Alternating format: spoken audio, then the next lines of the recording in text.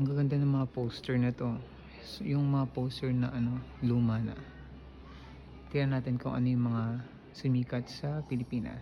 Siyempre, Dragon Ball Z, Afternoon, Yu Yu Hakusho, yan. And Slam Dunk. Pares pala sila ng 1990 ng Slam Dunk. Yan. Tapos itong isa, ito. Hindi ko na alam ito eh. Yan, Sailor Moon 1992. And then 1994 si Samurai X. Same sila ni Conan pala.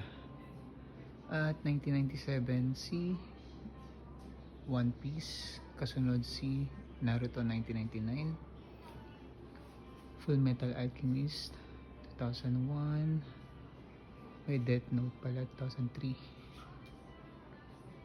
So yan.